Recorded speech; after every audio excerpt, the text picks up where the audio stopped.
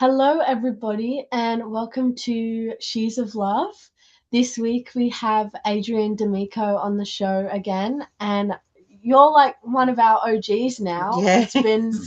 It's been like, I don't know, I think years at this point. So I'm so excited to introduce you once again to our audience because every single time I say this every episode, I know, but I don't know, like every guest that we have on just has their own unique like flavor. Which is And why we have them. yeah, and Yeah.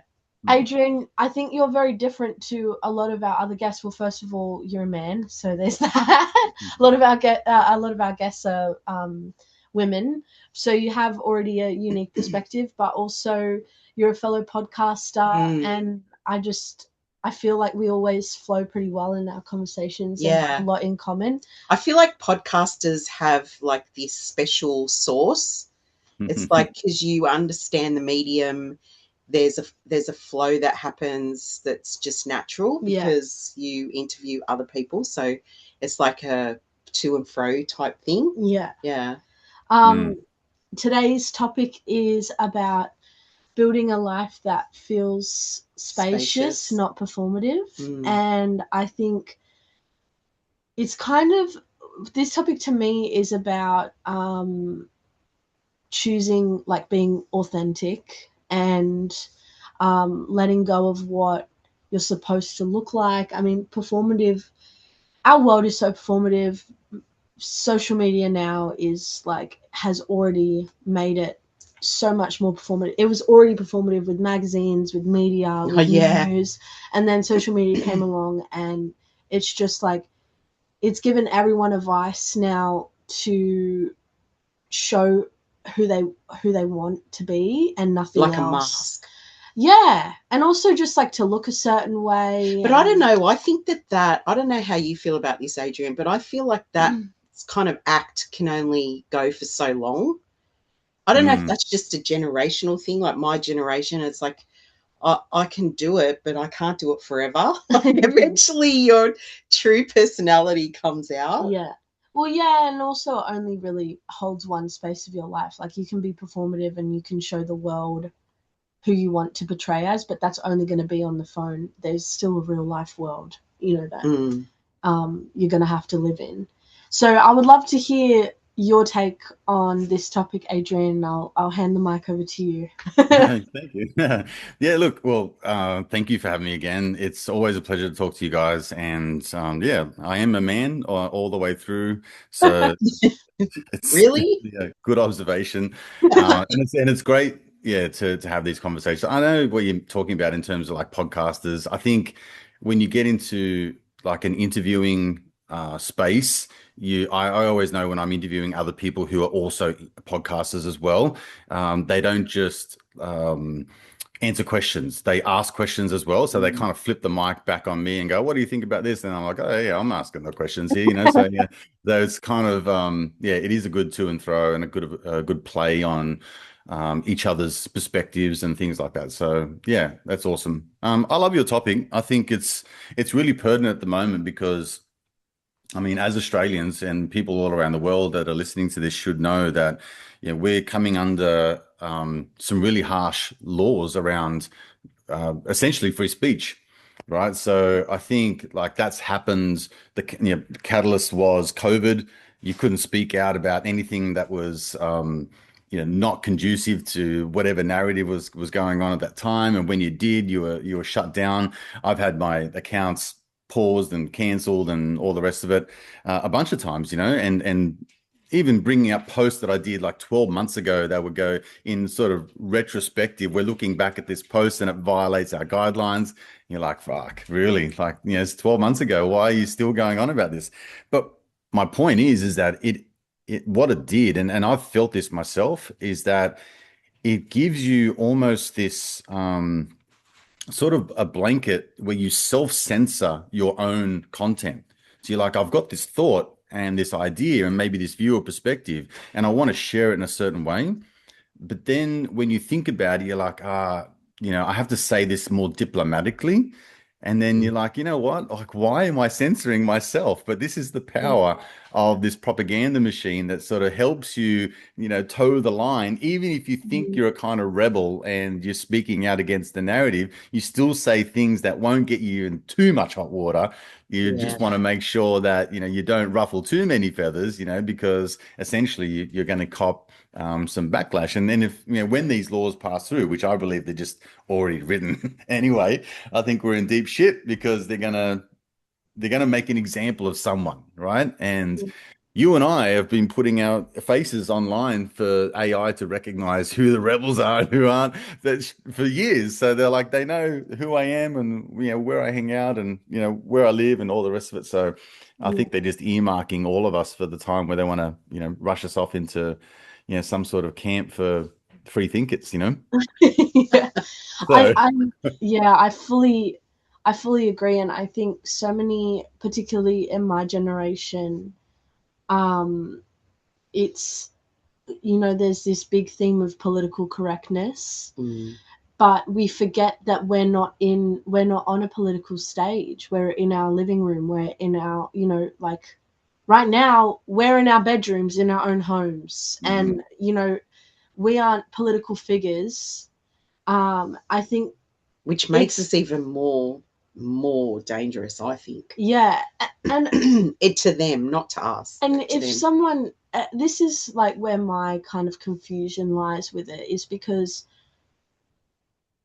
okay, yeah, people say crappy things, people say offensive things, people say things that are hurtful and not okay all the time, but does that mean like what why is there so much anger? Because you can just not talk to them again, you can just not be around them again. Does it need public shame? Does it need Censoring. censoring? Does it need uh, you know this road that we're walking down is really dangerous because it doesn't put the power in our hands like it already is. The power Mm. is already in our hands because if someone says something you don't like, if someone says something that doesn't align with you, then you have the power to just walk away and not talk to them again.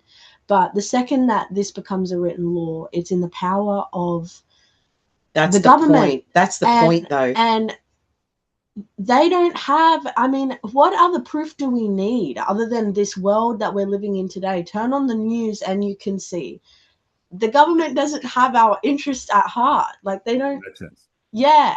And the second that you put the power in their hands, like what you think that they're going to start agreeing with you about what you think is okay and not okay to say. No, they have their own agenda. And the second that you say something that they don't like, then bam. And then It, all of a sudden we're like living in a third world country where the government can come into your house mm. and Do Well, you it's not think even your third world, generation it's sees first it? world. pardon, sorry, Adrian. Well, it's not even third world. It's still first world, but Yeah. it's totalitarian, right? So this Yeah. is a communist regime that they're trying to put in. So, there are examples, obviously, China, Russia, all the rest of it that have thought police, and Yes. if you're caught crossing the street the wrong way, sort of thing, you get your bank account deducted and all the rest of it. So, I Mm. mean, that's the agenda, and you can clearly see it, but there's always like rules for them and rules for us. And the thing around this sort of hate speech is that it's a really hot topic umbrella, but it's really disguised as we're just going to censor all speech that we don't agree with. Because like, how broad can you get with hate speech? Like, if I say I hate your podcast, you're like, oh, that's it, jail time for Adrian. It's just Yeah. where does it end? But Yeah. I honestly have like the rebel in me has a lot of like, go fuck yourself in it. So I'm just like, bring it on, because I want to test those laws on government, right? Because, again, we're sort of going a fair ways off the topic of the podcast, but these people are fucking criminals in suits. It's like, mate, lay it on, because I've had my moments in life, but I don't fuck little kids, and I don't launder money through green initiatives and all that kind of stuff, and do backhand deals with my mates and all the rest of it. So, man, and like, I am an angel compared to these blokes. So let's, Yes. let's bring it on. Like, the information's out there. Let's just expose it. So Yeah. The world is going to, come to a big crescendo soon. The power of the internet is too great a force to Hmm. stop, all of the right messaging coming out. And I Yeah. think more to your point too is like, yes, you can say things that can be harmful, like, look, I've got three young kids, and the mind is a fickle thing. Like I know how powerful online messaging can be, and I know someone recently who his daughter went and committed suicide, and it seems to be off the back of a few things that were online or being threatened to be online or the rest of it. It has its place in terms of there needs to be laws, there needs to be uh, I guess, an end to particular hate speech or something that's going to cause harm to somebody else. But apart from that, which is a very small percentage of things, it really is just like just having thick skin and just having Yes. the emotional capacity to deal with something that is just like on a screen. So Yeah. Yeah. it's like you said, like I read it on a screen, it affected me. Okay, well, what part of this life does it actually really affect, Mhm. because it just sort of lives here. I can go down the street and, still buy a coffee and go to the beach and go for a walk and exercise and all the rest of it and, work on my emotions and all that kind of stuff. So anyway, Yeah. I And digress.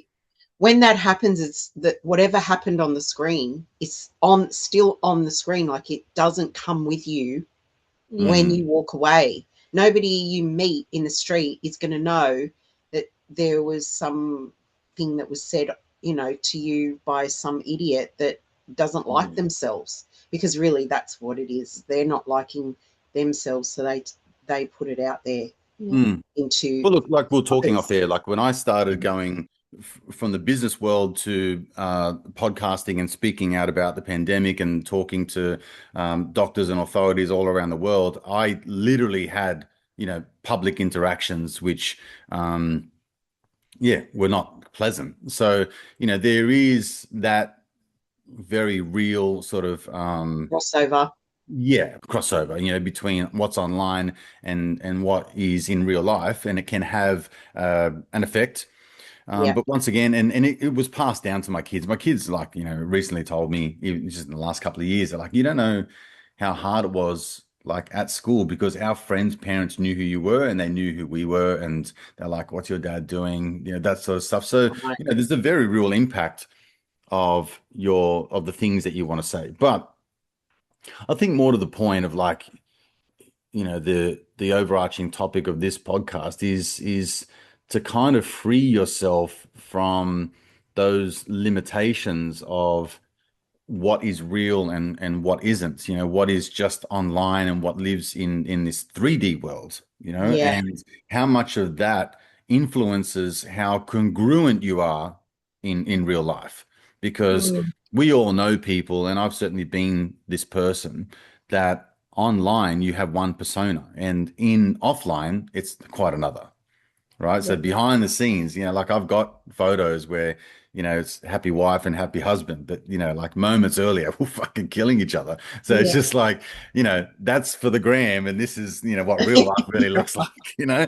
So it's, you have to kind of really have a discernment. But, my thought process is, I'm not sure if you guys relate and whether anyone listening would relate, but I think initially you get sucked into the sexiness of likes, comments, shares, all that kind of stuff, and it hits those dopamine receptors and all of that, sciencey, brain neurology and all that kind of stuff. It kind of helps you feel loved, needed, wanted, the attention, especially if you've got that fear of abandonment wound, which I do from my dad and all that kind of stuff. You're like, this is all the love I ever wanted. I just wanted approval. So, here I get it online all the time. So getting away from that, I've certainly gotten to a point where I've got this juxtaposition where I deeply want to make an impact through the knowledge that I've acquired over my lifetime and how that can impact somebody else's life.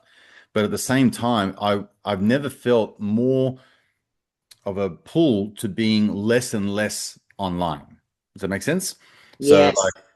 fuck this That life makes perfect stuff, sense. you know, documenting my entire life and everything that I do around it and all that kind of stuff. It's like, I cannot be stuffed with all of that anymore and posting several times a day. You know, I've really got away from all of that, and it does pull on my ego quite a bit because I see someone else doing things or saying things that I say, and then I'm like, ah, fuck, I should really like maybe make more of a scene about things, you know, or whatever. And every now and then I'll dabble and I'll sort of, you know, get my little fix, but I'll come straight back out of it. And I'm kind of like, I need to work on these core things that are going to fuel me personally and that are going to give me a lasting impact and legacy. So I want to leave this world in a better place than I found it. I want to have an impact on others. I want to get that juice and joy and I guess personal growth. You know, I have this conversation a lot, particularly recently, because I've got three sons, right? So I'm like, I don't know, sure, I'm not sure how you feel as women, but as a man, I feel the best when I'm accomplished. I feel the best when I'm working towards something. I feel the best when I have a beginning, a middle, and an end. I have a completion of jobs or something that I want to do. So when I feel like I'm moving forward, even if it's not to the degree of the monetary success or the whatever success that I want to label it with, or I'm expecting the outcome to be, I feel my best when I'm growing. And without that growth and without having something to sink my teeth into and to appreciate and to nurture and to grow and to develop and make my own and have all of that legacy and everything sprinkled all over the top of it, I feel lost. I feel out of place. I feel like there's no purpose. What am I doing with myself? I feel like time's running out. You know, I'm going to be 48 this year. What the fuck have you done? And it's just like, you know, I go through this whole cycles of I'm not doing enough with my life. I don't want to go to my deathbed with regrets. I don't want to be on my rocking chair at fucking 80 thinking about all the things that I should have, could have, didn't do. And then I'm like, there's nothing I can physically do about this from this point. But right now, I'm like, but I am 48 this year, but man, I've got like decades of time, you know, to make a real impact. So, and like, I don't know what you guys were like, or I probably should ask, you guys are a good example to ask. Like when you're 20 and you look at someone who's 50, you're like, holy shit, this person's at the end of their days, right? But when you're approaching 50, I got to tell you, man, I feel great. I'm fucking on fire, right? I've got heaps of energy. I'm pumping out weights. I'm, you know, doing martial arts and you know all that kind of stuff. And I'm good for energy. All right, I may not look the best, but I am fucking good. You know, for everything else, I've got days and days of energy. I got stamina beyond what I thought was my wildest possibilities back then. And you know, with modern technology and you know, a few little supplements here and there, who knows what I could do from here on out? You know what I mean? So anyway, is this resonating with you? Yeah, definitely. I mean, I think because mum's 50. Why do you hesitate? No, because You think I'm going to be offended? No, if you no, tell no, people? no, no. I like because like I don't look at 50-year-olds and I mean I get scared of the idea of me being 50. I don't know, like I can't imagine myself as a 50-year-old, but I feel like that's supposed to, like that's how it works. Like why would you imagine yourself at 50 anyway? But yeah, and I think there's particularly as a woman, there's a big theme about, you know, like youth and using this time and taking advantage of, you know, your youthful beauty. Yeah, youthful beauty and things like that. But I honestly, my 20s for me are about, like there was this quote, I forgot what this guy's name is, but he's like he's on social media. He's like a really beautiful like voice for he's very entrepreneurial, but he's got this like amazing energy about him where it's not about hustle, it's not about make all the money you can, it's about finding yourself, it's about the journey that it, because really business is it's an extension of yourself, a hero's journey in a sense. Like anyone Absolutely. who's done business will know that. Mm. And anyway, he has a podcast, and a lot of people call him and they're like, I'm in all this debt and I need help to figure this out. And he'll like, first question, how old are you? And a lot of the time, like, I remember there was this one caller and the guy was 23, and he was talking and he was like, I feel like my life is like all over the place. I don't know what I want to do. I feel like I don't have a lot of time to figure it out. And he was like basically freaking out on the phone, being like, I don't know who I am, and I need to figure it out. And the guy was like, You're 23, dude. man. If you don't do one thing right for the next 10 years, you're still young enough to figure it out. Yeah. 20 years, 30 years. Yeah, and I was like, wow. You know, and that really clicked something in my brain to snap out of it and really take my 20s as the years to screw up and to like do all the things, like just try everything and just see what I want to do. Yeah. And because Juliet's always saying to me, I don't know, like the one thing, I don't know what it is. The one thing I don't know what it is I want to do with myself. And it's like, why does it have to be one thing? Like it can be 20 things if that's what you want. And she's like, I want to do everything. I want to buy a boat. I want to travel on a boat. Yeah. I want to live on a boat. I want to go sailing. I want to go bike packing. I want to do the, and I'm like, do it. Yeah. Like just choose one, do that. Then when that one's out of your system, go to the next one and get that out of your system, particularly for a girl. Yeah. Particularly for a girl, right? Because I really believe that once you've decided, all right, I want to settle down and have children, your life becomes about those kids. And I don't care what anybody says, it's different for men and women when it comes to kids. Yeah, men have a responsibility to provide for their family, but it's not the same as having a child actually attached to you. Yeah. And that's what happens with children when you have a baby. They're attached to you for a long period of time, and then you have another one if you want to have another one, and then the cycle happens all over again. And so you know, there's a period of your life that's going to be dedicated to those children if that's what you want for yourself. Because if she doesn't want kids, that's okay too.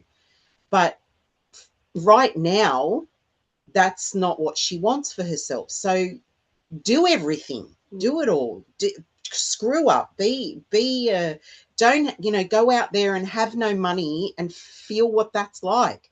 Go out there and work really hard and feel what that's like. Do all the things that you want to do, because one day when you decide you want to have kids, if that's what you want, then everything that you've learned is going to benefit your children.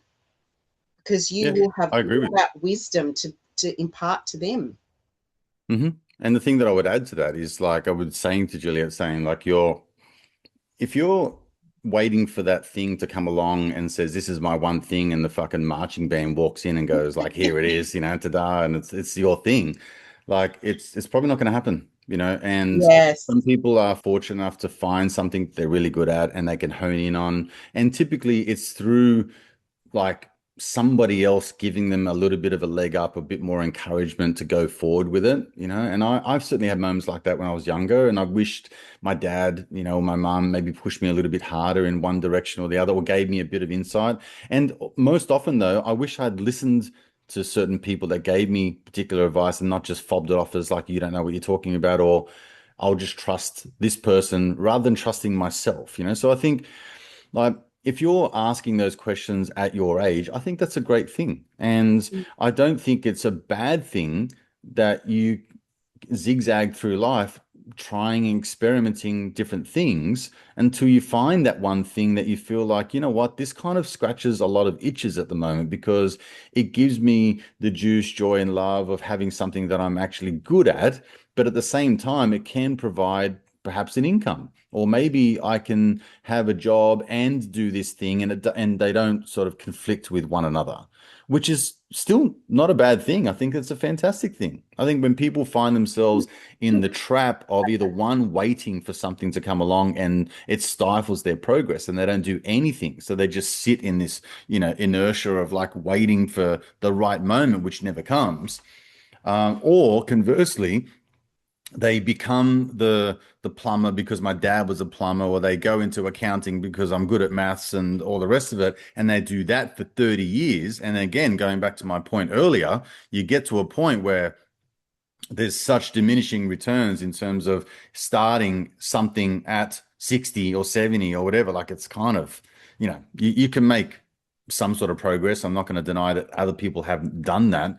But at the same time, I mean, the horse is fucking bolted, right? So you're just like, I need to kind of uh, at least admit that I fucked up. Like I chose a path and whatever. But I don't think there's a problem with zigging and zagging and trying new things. There's plenty of caveats because you're like, if it tried and it gets hard and then I quit, well, now this is on you because you're just exiting everything every time something gets hard. But if you're doing something and you're like, you know what, I thought it was one thing, but it's actually another, and I've asked myself enough internal questions to understand that this is not meeting my values and my belief systems, and it's not helping me go forward anymore. I feel like my growth is stifled, or this is the end of this path, then move on, and transition into something else. So I admire people that have got one thing and drill down on that one thing. I really do. I'm not one of those people. So Yeah.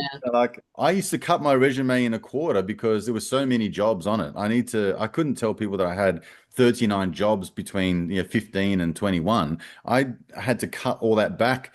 So it wasn't as embarrassing to say that I've just done so many jobs, right? But even in my career, like I literally had my first business was working for myself as a personal trainer. I dabbled in some supplements like selling protein and all that kind of stuff. And then I went out of that and went into real estate. And then I went out of real estate into coaching. And now I've got a trade business and I'm podcasting and I'm still only like 48 this year, right? So there could be another couple Yeah. of cycles left in my life of things that I want to do. In and Mm. around like that's just the vocation. Like in and around that is other interests that I want to serve myself in many ways. So I don't think it's a bad thing. And the information these days suggests that we're living in a timeline that is forever changing, and it's changing very rapidly now, right? There's sort of like, if you go through industrial ages and things like that, there's 100 years between industries, farming and industrial and things like that. But now there's like, 15 to 20 years, and it'll be shorter. And with technology and the things that are coming, the things that are already been built and on the horizon for us, I mean, it's revolutionary. It's going to change all of our lives, and everyone that's listening to this will resonate, where most people will be in a position where they've had one, two, possibly three careers in their lifetime, and they're not like synergistic or complementary in any way. They've just gone from one thing to another and had a change. There's very few people. There's a rarity of people that have one particular vocation. They just do that for the rest of their lives and then die and get a pension and, or get a pension and then die, right? So it's this like, whichever comes first. These days, we don't know. Most people are just, killing Who themselves. knows? It might be the other way around soon. Yeah, Who that's knows exactly with right. the way There'll things be are no going? pension for the future. I can guarantee you that. But Yeah. anyway, that's my point. I don't think it's a bad thing. I think it's a great thing. Again, the caveats are that this is all comes down to self-awareness. And again, in this like sort of topic of living a life that how did you word it before, Juliet? That's Spacious. spacious, So, I mean, that can be interpreted many ways, but if we're doing something that is congruent with your values, in congruent with your belief systems, it's in alignment with how you want to live your life, well, that starts with what are your values and what are your belief systems and how congruent are you showing up in your life in order to make that happen. And Yeah. yeah, that sort of level of self-awareness is like, I joke about this because Yeah, I did a Tony Robbins 30 days to personal power when I was like 18 or 19. And he sort of described like values and belief systems back then. And it worked to a degree, like I sort of picked career paths and, found my partner and married her a couple of years later and all the rest of it. So I kind of did all of that. But then I woke up I think I don't know, maybe like 38 or 39. I was just like, holy shit, man. I've never checked on these belief systems in 20 years. I haven't checked on any value systems in 20 years. I've let them just run rife with whatever's going on in the world and just, flapped with the fucking wind every time it sort of blew in one direction or another. Not ever really thinking back saying, is this the life that I want to live?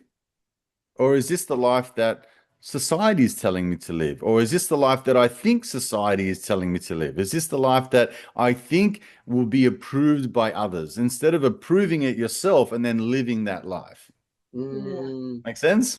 Yeah, being able to ask yourself those questions, I think is so important it's like we have all these requirements for our life or for other people who want to be in our life. But do we have those requirements for ourselves? Like that's the thing. Mm. I don't think we grow up learning that to ask ourselves those questions. And that's something that was really important to me, particularly for my son, for him to be aware of and be very clear within himself of what his values are and to create his own path. Because Juliet, you have it to a certain degree naturally, I feel, because she was always the one coming to me and saying things like that, which is what woke me up to it. And then, being able to pass that on to my son to ask himself, what are your values? What kind of man do you want to be? What's the path that you choose to walk to get yourself to those values and the type of man you want to be? Because when you can answer those questions for you, this is what I truly believe. When you've answered those questions for yourself and you start living your life that way, the rest of it all kind of naturally happens. Mm. You attract people who have the similar values and you get friends that are like that. You get a partner who's like that because you're living authentically to the answers and the decisions you made to those questions. Agreed. So But it's also rough. Like, it's also a, a trajectory that it can be really painful.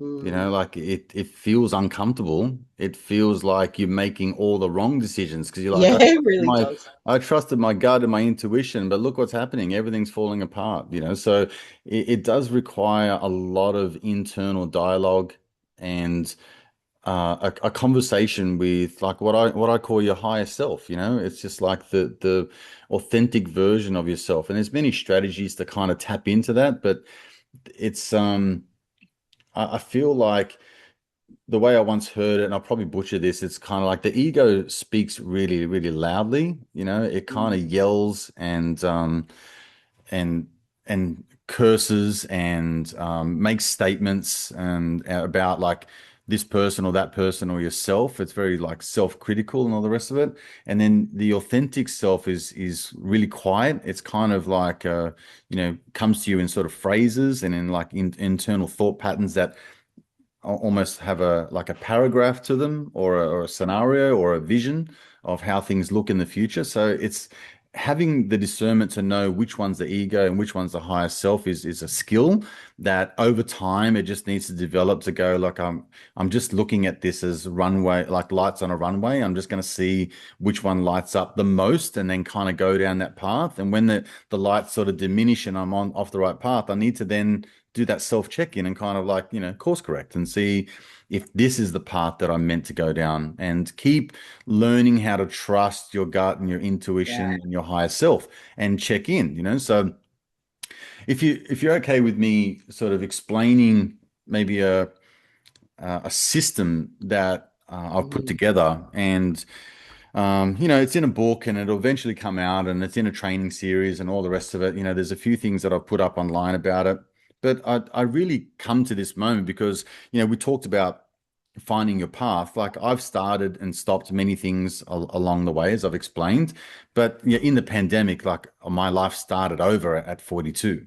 So what I thought was the version of myself that was building for the last, 20 years, you know, going through the pandemic, I kind of went through the whole putting myself out there, getting smashed by the public, um, having that sort of separation between Adrian's identity as a business person to now he's just a fucking nutter who doesn't know what's going on in the world, that sort of thing. Then my marriage breakup was after that. And then a couple of years after that was the closing of a business. So, it's like millions of dollars lost, hundreds of thousands of dollars in debt, all that kind of stuff. And then after that was getting out of it. And there's a lot of parts of Adrian in the past that I'm not proud of. I wasn't the best person. I had my moments in business. I wasn't the best husband, wasn't the best father, wasn't the best version of myself. There's things that when I look back, I'm quite disgusted at the things that I would do and say and behave and act and all the rest of it. I don't like that version of me. But the moment I made the decision to go, this is the version that I now want to live up to, and I fall off the wagon a bunch of times. But it's to your point, this is what allows opportunities to arise and Yeah. for me to go, okay, this is feeling like the right path that I'm on. But uh, you also have to have this sort of rational mind that wrestles with the emotional mind because feelings can lie. It's like Yeah. if I went to the gym and based on my feeling decided whether I was to continue or not, I'd mostly not continue. Why? Because it fucking hurts, right? Yeah. It's like I get exhausted and my muscles are breaking down. I'm getting tired and I can't lift. If I go to MMA and I'm fighting, like sparring with my son, who's like a fucking excellent martial artist, right? And it's like I'm getting hurt. I'm in a battle situation, right? And there's 30 years between us. So we're just like, and I'm all the guys that are there are all younger than me. I'm the oldest guy there, right? So I digress. Uh, there's a process. And the first start of the process that I analyzed was I had to really recognize what part of my external environment is helping me or creating opportunities where I'm reactive or I'm feeling a certain way or I'm thinking a certain way or I'm performing certain actions. So external environment is a force to be reckoned with. If you don't become consciously aware of the outside influences that are helping you make decisions and feel, think, and act in a certain way, well, like your life is going to be dictated by whatever the next thing that comes around and sways your attention and your emotions. Yeah.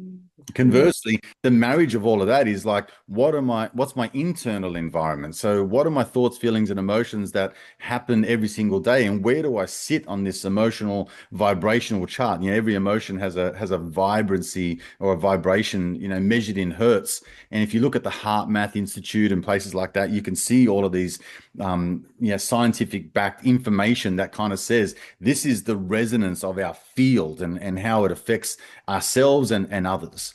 So thoughts, feelings, emotions, where they lie in the body, all of these things that we need to kind of go, when I'm hanging around these people, it fills me up. As my mate Luke Kennedy says, like, he's a cup filler, right? Like, Adrian, thanks for hanging out, man. You're definitely a cup filler, right? But there's people that are fucking energy vampires too, right? So, we need to make sure that these people aren't draining. So, people, places, circumstance, events, all that kind of stuff. And then there's kind of, social media and digital and porn and like add any element of all of that marries in. So Yeah. once you understand all of that, and you're like, okay, I've got this 30,000 foot view of how my life looks and what's making me think, feel, and act in a certain ways, what's good and what's negative and what's not. So then I can look at uh, my values and my belief systems because if I'm if I have a negative value system towards money or towards relationships or towards my health, well, then I need to kind of understand how that's affecting those domains of life. Once you understand what they are, then you can make a decision consciously in that moment to change them. And rewiring that system is not a difficult task, but it's certainly labor intensive. Like it's something that if you're starting this at 30 or 40 or 50 years of age, you've got 50 years of conditioning to undo. And that's not going to happen overnight. It needs time. It needs gestation. It has a period of like going back to the old version, coming back to the new version. Mm. Once you start to figure all of that out, then you can start to go, well, now that I've kind of got my values and my belief systems in check, well, how is that um, looking in terms of the goals that I want to achieve? And so when I talk about goal setting and I talk about mission and purpose and things that I want to achieve in life, now we get back to what we are talking about before. Are you in alignment with those things? Because if you're saying, I want to have a healthy body, I want to be fit and vibrant and all the rest of it, but you look in your pantry and there's still Smith's chips and fucking Nutella and, everything else in there, you're like, Oops. bro, I'm sorry. Like you are not going to be achieving these goals because you're not living congruently with what a healthy person would be doing. So Yeah. then, and the easiest way to do that, and I just alluded to it, is to start to think about like, what would a healthy person do? It's not fucking rocket science, right? Like everyone knows how to get healthy. It's like, well, how do I live like a healthy person? Well, if I went into a healthy person's pantry or their fridge, what would I see? I'd see fresh fruit and vegetables. I would see lean cuts of meats. I would see, whole milk or whatever it is. I wouldn't see Ben and Jerry's, crisp, Tim Tams, biscuits and all that kind of stuff. I would see mostly all the healthy stuff. What would they be doing on a regular basis? Well, they'd be getting up, they'd be getting some sunlight, they'd be going to the gym or going for walks or doing yoga, some sort of health practice. If you go in their garage, what are you seeing there? You're not seeing just a whole heap of rubbish. You're seeing mountain bikes and skateboards and scooters, or you're seeing like things that are conducive to activity, right? So Yeah. putting yourself in the mindset or in the frame of like, what would a healthy person be doing? And then just going, okay, well, maybe I can act more congruently towards a healthy person. In a relationship, it's like, what would a great person in a relationship be doing? Well, they'd be studying, they'd be reading books, they'd be looking at, John Gottman's books, they'd be reading Men Are From Mars and Women From Venus and all that kind of stuff. They'd be getting all the literature, they'd be seeking help about their own trauma and their past experiences with life and things like that. They'd be seeing a therapist and hiring a coach and, all that. That's what they'd be doing. They'd be working on themselves internally, externally, right? If we go to business, what would a great business person be doing? Well, they'd be investing in this and they'd be saving for that and they'd be looking at cash flow and they'd be looking at appreciating assets. Like this is not difficult to do. This is just saying there are plenty of examples of who I want to be out there. Let's pick a role model or many role models to look towards and just put ourselves in that future version of who we want to become. And then Mm. last but not least is like, I just need to integrate that into my life. This is the body, mind, soul connection. Mm. And it sounds clinical because you're like, now I've got a fucking to-do list, and I've got a system of habits or I've got, some sort of a regime or, regimen that I need to follow all the time. We're like, yeah, you do. Because as contained and confined as that may seem as to being like following a system, it's what creates like the habits and the belief systems and the ultimate freedom to be the person that you wanted to be. You reading Mm. so far? Yeah. So yeah, these five pillars of success are fairly like fundamental, and there's many versions throughout life. You can just piece it together. They're very much universal, and Mm. like that's the way I explain it to people. Is like if you just want to put it all together, it's just those five pillars, and if any one of them.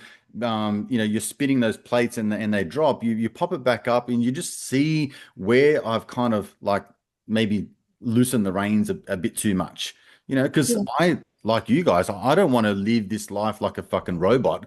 I want to have fun. I want to live my life fully. So, I don't mind going out and eating fast food or having pizza or, having moments where I just rest and have a snooze on the couch or stuff like that. I don't need to be in the trap of like always being busy. I've been that person, and that person is fat, that person is sick, that person is stressed out. That person is living a life that's a fucking facade, right? And is very unhealthy inside and out. Yeah. So the person that I want to become, the version of Adrian that I'm continually trying to step into, is all of these things, like my version of how I see each domain of life, whether it be love, whether it be friends and family, whether it be travel, whether it be, things, personal items, things that I want to achieve in life, career, business, money, like whatever domain of life you want to apply those 5 pillars of success to, it applies fundamentally and universally to all of them. Beautiful. Yeah. Yeah, that speaks to me, because having a system that you can always go back to, I think, is like the structure of what keeps you accountable and keeps you on track. So I love that, Adrian. Yeah.